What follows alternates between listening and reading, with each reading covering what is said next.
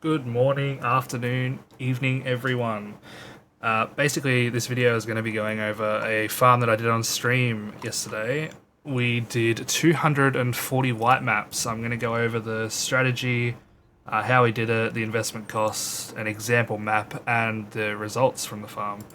So, basically, we started with 240 white maps and 24 Maven invitations. So the first 8 maps were all the same because I wanted good layouts. The last 2 maps I did random because I didn't really care about the last 2, as I often wouldn't have to do 1 or 2 of them because the Maven has a chance to duplicate progress to the 10-way invitation. But we did end up doing an extra invitation because of that. We did all of these 240 maps, even the ones that we didn't need to, just for video's sake. But yeah, it took about 8 hours and 58 minutes of gameplay time, so just under 9 hours, and we did 240 maps in a day. I was exhausted, but that's besides the point. So firstly, we are going to go over the strategy, which is here on the Atlas tree. So priority 1 is essence. You need this node, you need this node, you need this node, and you need this node. The reason I'm not taking the remnants of corruption here is because I didn't want them to stuff up the good essences, which they often do. So I didn't take them. You could take these if you wanted to have less investment, which I'll talk about in a second, because you get more remnants of corruption, obviously. But I feel like you probably get less profit as well because you can't remnant the good essences as much. Priority number 2. The stuff up here. So this is the second most lucrative part of the farm. You take Cortex maps, Shaper and Elder maps, and Conqueror maps with the new Maven keystone that gives you more map bosses. And then you take every single map duplication node on the tree. Every single one, even these 2 here. Because that works on the duplicated bosses. So the map bosses literally just shit out maps. You get a ridiculous amount of maps from them, which you'll see in a second. So that's priority 2. Priority 3 is these 3 little nodes here. These 3 little nodes here, on any Elk and Go or Scour and Go strategy, you need to take these because it is free money. It's like 2 divine every 30 maps or something. It's very, very nice. You have a 20% chance for your trials to be an improved trial, and then that improved trial has a 1 in 3 chance of being a gift to the goddess, which is very nice. After that, you've got your block nodes. We don't want any of this stuff. The reason we don't block Delirium or Heist is because they don't take any time to do. Delirium, you just run through the mirror. Heist, you just click the cache. That's it. The next is Stream of Consciousness is also very important. Don't forget to take this because this is a no Scarab, no Sexton strategy. So make sure you take this. This gives you a lot of extra chance for trials and other things. Then we have some shrines on. We put shrines on because, you know, it's good player power if you need it. And it's just fun to go fast. So why not? We've got all the quant and rarity nodes. These probably aren't very good on scoured maps, but on alked maps they will be better. But we just took them because we had space for them, so why not? I had 10 points left over, so I decided to put them in strong boxes. So 3 here for an extra strong box, 3 here for corrupted rare, and 4 here for currency strong boxes. This was terrible in white maps, and I would highly suggest unspecking those 10 points, putting 8 in here, which gives you way more smugglers caches and way more chance for blueprints and even fully revealed blueprints. So I would take these 8 points here, and then you can just put the other 2 points wherever you want. You can get some map sustain here if you want. You can chuck 2 points in these shrine nodes here, whatever you want to do. But yeah, for Scour and Go, definitely don't take strong boxes. That was a mistake. But yeah, now I'm gonna go over. Basically, you boss rush while getting essences along the way. That's how you do the maps. So the investment cost, which we will get up now, is here. Now, don't get scared away by this number, because I'm going to explain. Okay. So 240 maps priced at 4C each. 10 ways at 3C each, Kirak essences at 2C each, and remnants, a divine's worth of remnants that I bought. Now, you will not sustain remnants if you don't take the remnant of corruption node. You probably still won't sustain them even if you do take this, because you want to be using them quite a lot. But the remnants and the Kirak essence is basically the only real investment, because you easily sustain these two in the maps. So don't worry about these two too much. If you have a bunch of maps in your stash, this investment cost doesn't exist, right? So without those, that is the real investment cost. For 240 maps, by the way. So if we get a calculator up, 710 divided by 240, it's less than 3 chaos per map. So about 3 chaos per map. So basically no investment. It's very, very cheap to do this, okay? So don't be scared away by this number. This number doesn't really exist. This is the number, okay? The investment cost is very low. Investment cost is very low. So now we're going to do an example map just so you can see what the strategy is about. You grab Essence, you make sure it's on Maven. That's it. That's all you have to do. You start the map.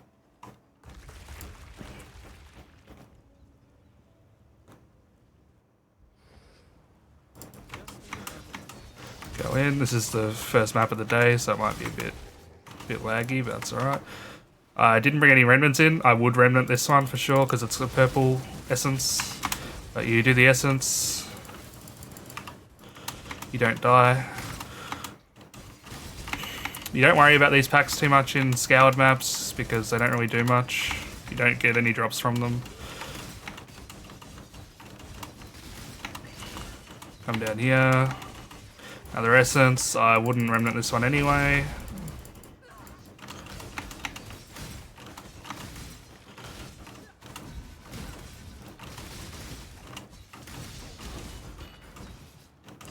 There was very little essence on this map. Now, when you get to the boss, you need to not kill them for a second until she says time to up the stakes. And when she does that, I mean, she spawned the bosses, then you can kill them all. Pretty bad example map. There was like no essence and no good drops, but yeah, that's how you do the maps. It's very simple. You don't worry about the packs too much. You just do essence, you get the shrines, and you go to the boss. That's about it. Now we can bring up the results. So, if we look over here, in our stash tab, we're just going to keep that in our inventory for now. This is dump 1. As you can see, we got a lot of maps. we got a lot of maps. That is a lot of Shaper maps, a lot of Elder maps, a lot of Conqueror maps. These sell for 35C each, these maps. We got a few memories, like 10. We got way more than enough Maven's invitations to recoup what we had at the start. And we got some Deli Orbs and Simulacrums from the Deli Mirrors that spawned just randomly. You don't have to take the Deli Mirrors if you want, but that's what you'll miss out on. You'll miss out on some Deli Orbs, you'll miss out on Simulacrums. Some Scarabs just dropping from random monsters. And then the rest is just, you know, bubblegum currency. A couple of Exalts dropped from one Strongbox. That is the only good thing I got from the Strongbox during the whole farm, was 2 Exalted Orbs. So yeah, as I said, probably don't do Strongboxes in Scour and Go. Chaos, you know, all your other bubblegum currency, that's about it. Now if we go to dump 2, this is the interesting stuff we got. We got 3 gifts to the goddesses. These are worth 1.9 divine each. 1.9 divine, so that's what, 5.7 divine right there. We got, these are the tributes as well. I did leave a tribute on the ground too, so there should be another tribute here. And we got no dedications to the goddess, unfortunately. Well, it doesn't really matter. So these ones are worth 1.9, these ones are worth 20C, and then the other ones are worth 50C, so not much difference. We got a 12% Vol's Vision, it's like 30C or something. We got a Lionized Fall, 50C. We dropped a Roaring Power, it's like 60C, Orb of Conflict from the 10-way invitations, almost 4 full Maven's Writs from the 10-way invitations, that's nice. That's money. A bunch of Awakened Gems, about half of these are from the 10-ways, half of these are just from the map boss. None of them are very good, but, you know, it's kind of cool to see them drop. We got 4 Unusual Gems Blueprints, just from opening Smuggler's Caches. These are the only things we picked up from the Smuggler's Caches. They're worth like 30C. We got 2 Cortexes, they're a divine, 2 Forbidden Tomes, and all these other invitations. So this is the interesting stuff that we got. And then the main part of the farm, we got Essence. So I've upgraded all of this, obviously, but this is the Essence tab. This was empty when I started, and this is what we ended up with. We ended up with a lot. You can see there's quite a lot of deafening essence there, quite a lot of the good essences here. So what we're going to do is we're going to go over to PoE Stack here, poestack.com, and we're going to see how much we made. So stash view. Okay, it's spoiled obviously, but we'll reload it again just so you can see. It'll be the exact same.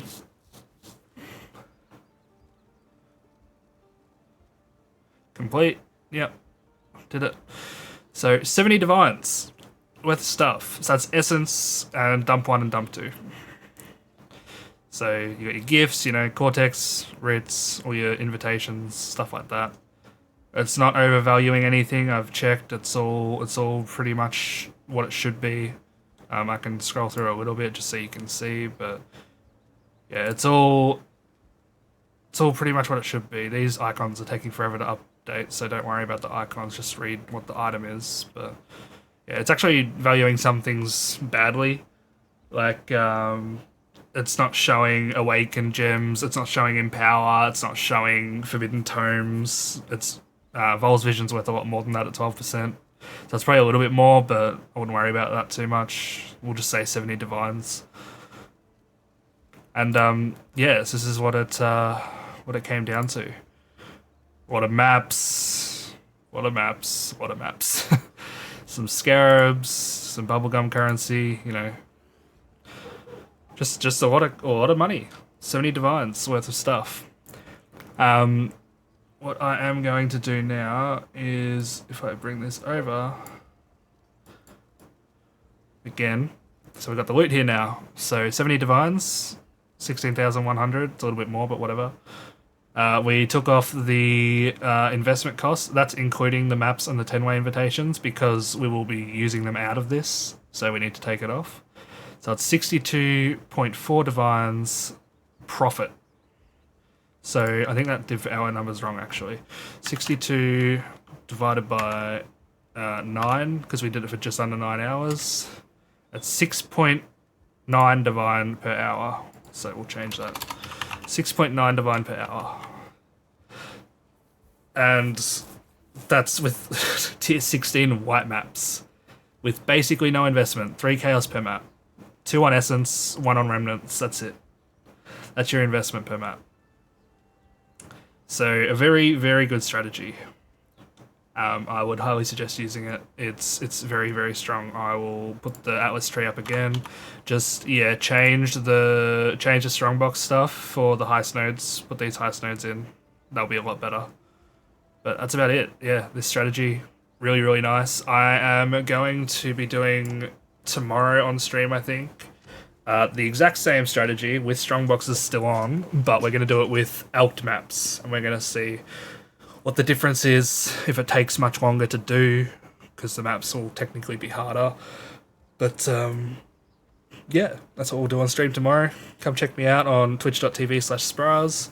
You can join the Discord too and chat with a few other people that are in there about Frostblade stuff or any general PoE stuff that you want to ask questions about. I'll be happy to help, and I'm sure some of the other people in there will be happy to help too. Thanks for checking out this video, and I will see you guys next time.